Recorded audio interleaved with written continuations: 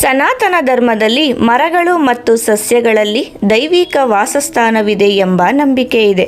ಅಂತಹ ಸಂದರ್ಭದಲ್ಲಿ ತುಳಸಿ ಸಸ್ಯವು ಅತ್ಯಂತ ಪವಿತ್ರ ಮತ್ತು ಮಹತ್ವದ್ದಾಗಿದೆ ಎಂದು ಹೇಳಲಾಗುತ್ತದೆ.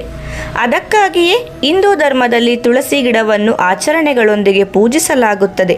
ತುಳಸಿ ಸಸ್ಯವನ್ನು ವಿಷ್ಣುವಿನ ಆರಾಧನೆಯಲ್ಲಿ ಸೂಕ್ತವೆಂದು ಪರಿಗಣಿಸಲಾಗುತ್ತದೆ ಮತ್ತು ತುಳಸಿಯನ್ನು ವಿಷ್ಣುವಿನ ಪ್ರಿಯ ಎಂದು ಕರೆಯುತ್ತಾರೆ.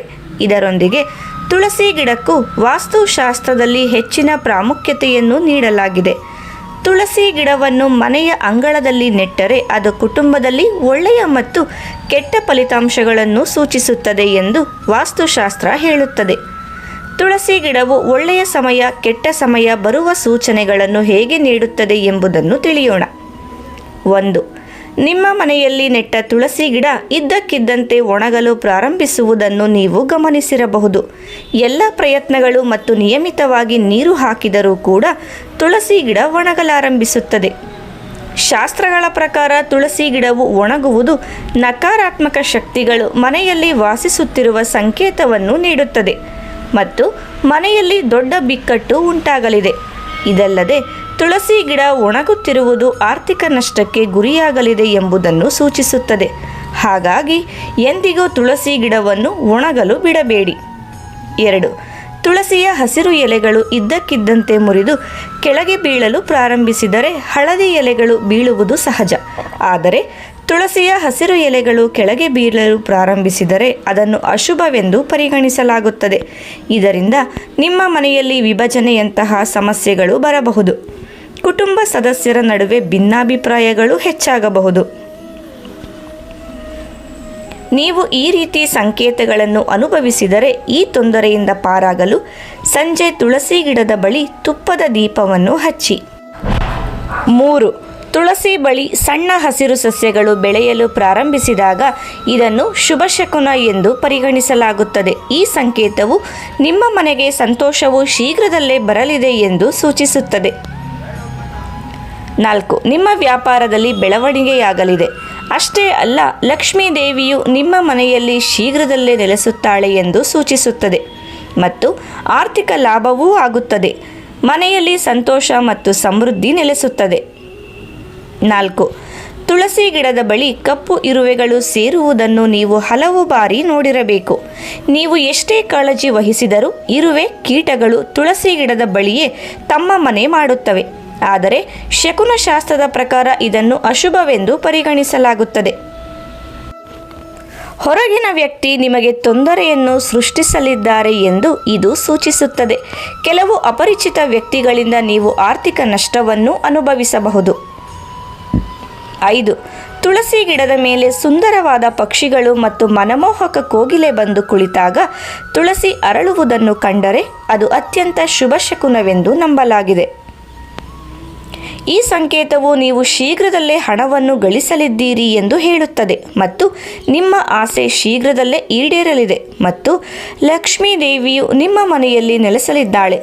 ತುಳಸಿ ಗಿಡದ ಮೇಲೆ ಹಕ್ಕಿ ಬಂದು ಕುಳಿತುಕೊಳ್ಳುವುದು ಆರ್ಥಿಕ ಲಾಭದ ಸಂಕೇತವೆಂದು ಪರಿಗಣಿಸಲಾಗುತ್ತದೆ.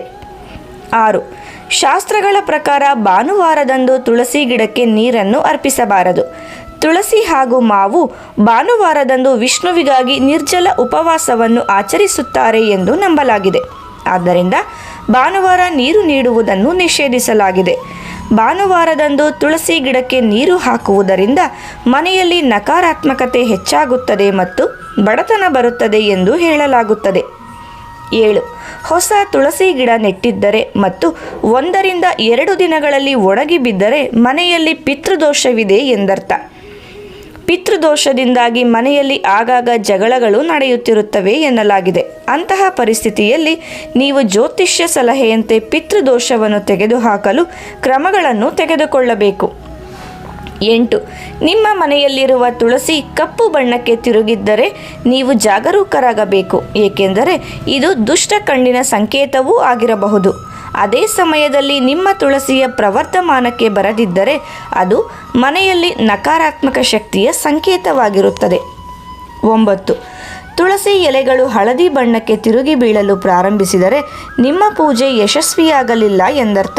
ಅದರಲ್ಲಿ ಏನಾದರೂ ಅಡಚಣೆ ಇದೆ. ಅಂತಹ ಪರಿಸ್ಥಿತಿಯಲ್ಲಿ ನೀವು ಆಚರಣೆಗಳ ಪ್ರಕಾರ ಪೂಜೆ ಮಾಡಬೇಕಾಗುತ್ತದೆ. ಅದೇ ಸಮಯದಲ್ಲಿ ನಿಮ್ಮ ತುಳಸಿ ಸಾಕಷ್ಟು ಕಾಳಜಿ ವಹಿಸಿದರೂ ಸಹ ಅಭಿವೃದ್ಧಿಯಾಗದಿದ್ದರೆ ಲಕ್ಷ್ಮೀ ದೇವಿಯು ನಿಮ್ಮ ಮೇಲೆ ಕೋಪಗೊಂಡಿರುವ ಸಾಧ್ಯತೆ ಕೂಡ ಇದೆ. 10.